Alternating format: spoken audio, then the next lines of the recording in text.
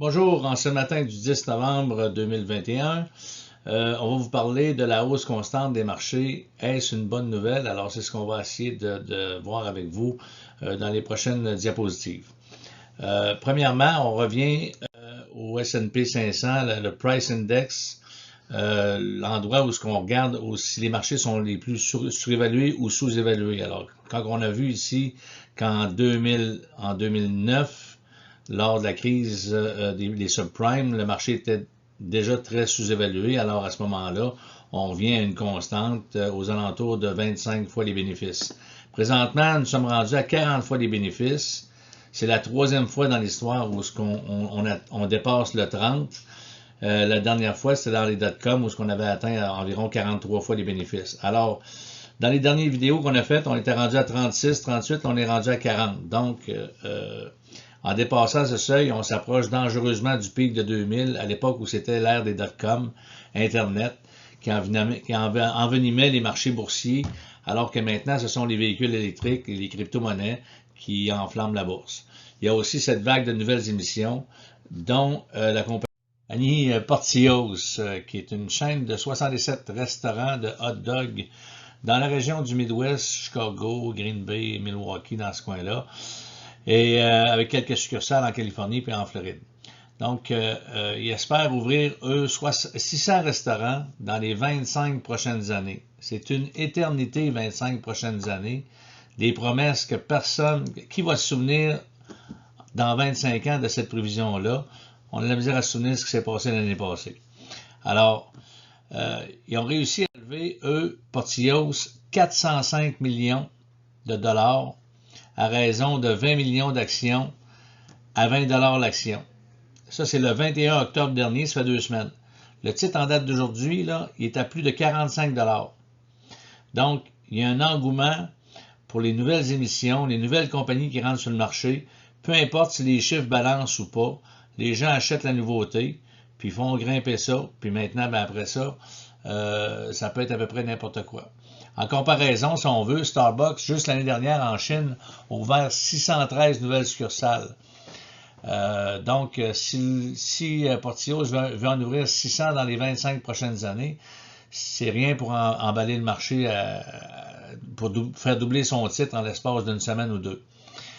Ce qui équivaut à dire que l'emballement sur les titres sont hautement exagérés. Bien entendu, on n'a pas le titre de Portillo's dans nos portefeuilles, mais ce n'est pas le titre de Portillo's qui s'emballe, mais bel et bien l'ensemble du marché boursier.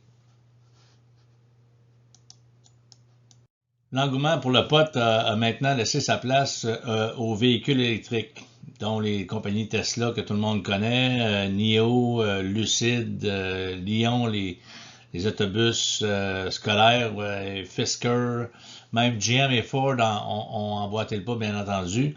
Et maintenant, il y a une nouveauté cette semaine, Rivian. Alors, Rivian qui entrera sur le marché avec un prix fixé entre 57 et 64 dollars. Ça, c'est ce qui était fixé la semaine passée.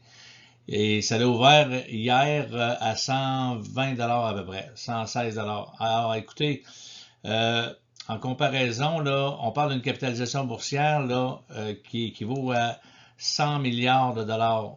Alors, en comparaison, si on veut, là, Honda vaut 54 milliards, Kia 29 milliards, Nissan 20 milliards.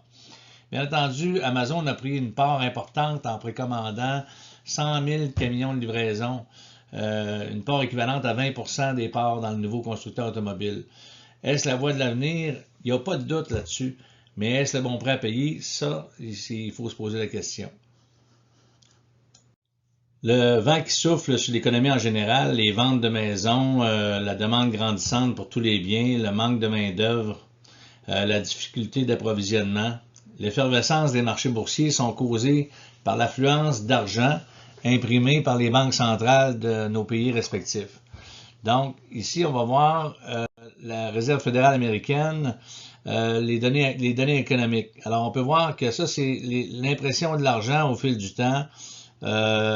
Si on regarde depuis 85, on est passé de 2 milliards environ à 15 milliards. Alors, quand même, mais si on parle d'un laps de temps qui dure à peu près 40 ans. Maintenant, depuis 1 an et demi, 2 ans, On est passé de 15 milliards à 21 milliards. On a imprimé 6 milliards, 6 trillions. Alors là, c'est pas des milliards, là, 6 trillions d'argent qui a été injecté dans l'économie. Alors, c'est ça qui provoque la hausse des maisons, des prix, des biens à consommation et bien entendu l'inflation. Que dire de l'inflation? Eh bien, Jerome Powell, le président de la Réserve fédérale américaine, rassurait les marchés en juin dernier en disant que l'inflation ne serait que temporaire. Si on regarde plus loin, en juillet, un mois plus tard, il insistait ici, on voit ici, là, il insiste, alors ça c'est un article que vous allez pouvoir voir sur Google, il insistait que l'inflation resterait temporaire. Le 27 août, on voit qu'il insiste à nouveau en disant que ça va être encore temporaire, transitory. OK? Alors là, ça fait 2 mois qu'il insiste là.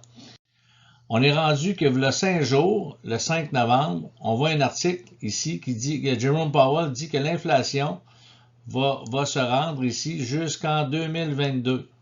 Ah, une belle surprise. Alors que voilà la réalité.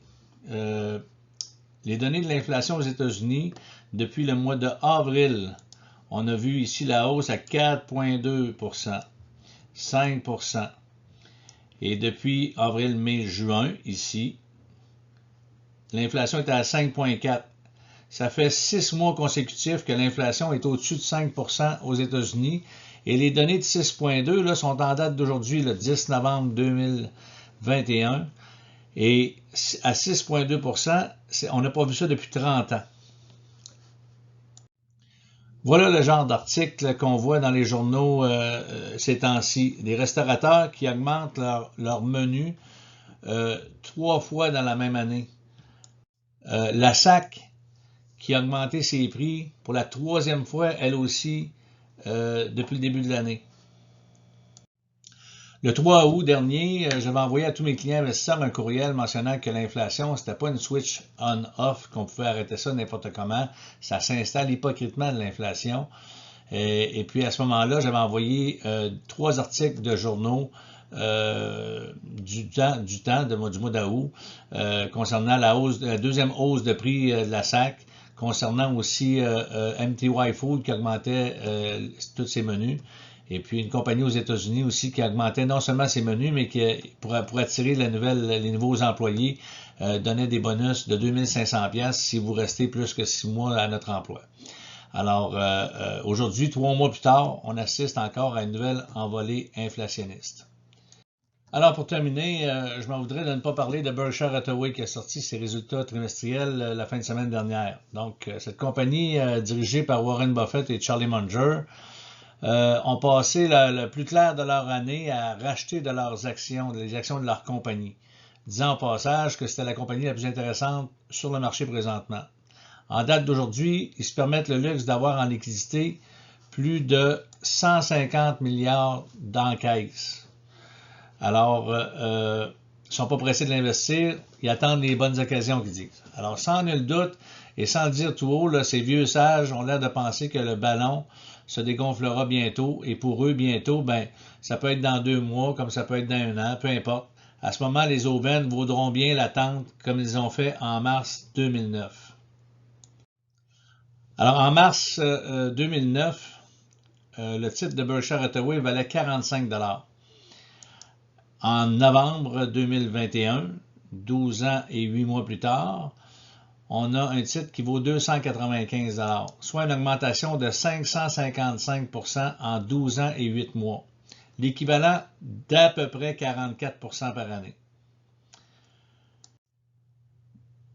Alors, pensez-vous qu'attendre avec un peu d'encaisse alors que les marchés sont en ébullition est un choix judicieux? On est-tu mieux d'attendre les vraies aubaines que d'acheter présentement quand tout le monde s'emballe?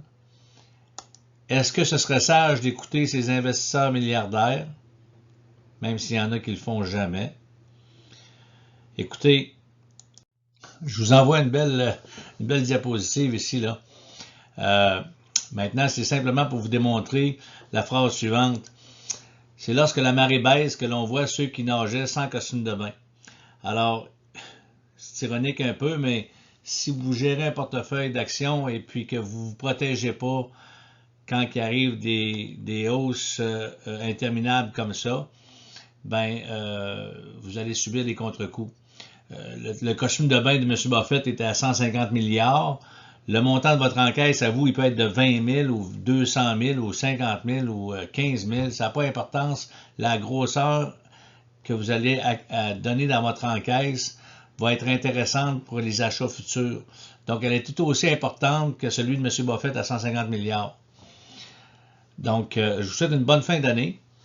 Et puis, j'espère qu'on va se revoir au début de janvier, février pour réanalyser vos portefeuilles. Bonne fin de journée.